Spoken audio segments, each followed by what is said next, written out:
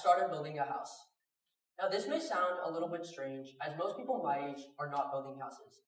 But the story of how all this happened actually started with the book. The book is called There Are No Children Here. This book, written by Alex Kotlowitz, tells the story of two brothers growing up in public housing in Chicago. As I read it, it surprised and amazed me. I had never really thought about what it would be like to not have a stable or decent home. Growing up in Seattle, I've always known that housing was expensive and that not everyone has access to it. I realized that housing unaffordability was a bigger issue than I thought. In many cities, like Seattle, San Francisco, and San Jose, working people such as teachers, nurses, and people with decent jobs struggle to rent or buy a home. You hear stories about people living in their cars, taking showers at the gym, driving 2 hours one way just to get to work. For the first time in my life, I felt strongly compelled to learn more about an issue that resonated with me. I really wanted to understand why there was so much housing unaffordability and how that problem could be solved. At first, I did what everybody does when they have a question. I Googled it. I quickly realized, though, that this wasn't a problem I could understand with a simple search. So I dove deeper. I read articles, news stories, and research papers, but the more I learned, the more complicated the problem seemed. At times, it was frustrating, but my curiosity kept pushing me forward. I realized that the fundamental reason why there was so much housing unaffordability in expensive cities like Seattle was simply because there wasn't enough housing for the number of people who wanted to live there. In Seattle and Bellevue, more than 70% of the land allocated for housing is made up of single-family lots. In the past, zoning laws have only allowed a single home to be built on each of these single-family lots. This meant that as Seattle grew, the number of housing barely increased. I really wanted to figure out a solution for this problem, and ironically, it was right in my backyard. Backyard cottages, also known as DADUs, are small homes that can be built behind an existing house on the same property. These cottages are a game changer for adding more housing. I finally had a lead on a solution for the housing unaffordability problem. Now, these backyard cottages fascinated me because they have the potential to easily change the housing landscape.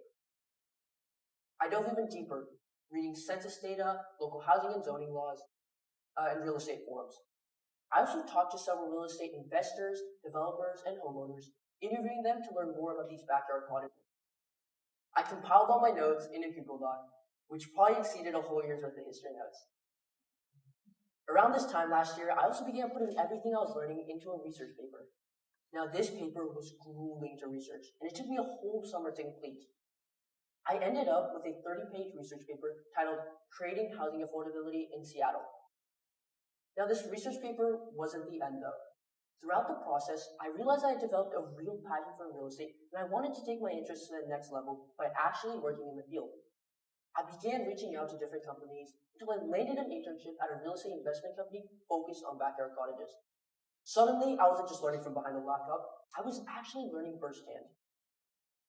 During my internship, I learned a lot of valuable skills about evaluating a property or the process of building a backyard cottage, but I also gained some important experiences. One of my job requirements was to go door-to-door looking for off-market deals on properties. One day, when I was going through my list of homes, I went to a rundown property. I noticed there was a creepy ragdoll house after I walked down the driveway and knocked on the beat-up door. After waiting a few seconds, an old man opened the door, and he was only wearing underwear. Now, this obviously unnerved me a little, but I had to persist and give him my pitch. Even though this experience doesn't directly relate to backyard cottages, it taught me how to talk to all different types of people. The experiences and knowledge I gained at this internship prepared me for the next step of my journey, which is to actually build a backyard cottage. To make this possible, I worked with a builder, and I created a video blog that documented every step. My hope is that my research paper and video blog will educate others on backyard cottages and how they can play significant roles in reducing housing unaffordability. Throughout the building process, I've realized that building a backyard cottage feels similar to chasing a passion. You start with curiosity, just an idea. You learn as you go, laying the foundation. You'll hit resistance and doubt yourself, but you adjust your plans when things don't work. And then out of nowhere, something meaningful stands where nothing existed before. What started out as just reading a book turned into research. That research turned into an internship. That internship became a real project, and that project keeps growing into something bigger than I ever expected. That's why I want to leave you with this thought. Every big journey starts with a small spark, an interest, a question, even just a moment of curiosity. Most people never take that first step and let that spark fizzle out. But sometimes all it takes is that first step to start a chain reaction you never saw coming. Throughout my journey, I've learned that ideas don't stay small if you keep working on them. As they grow, you will also grow and mature. Learning about housing affordability has changed the trajectory of my life.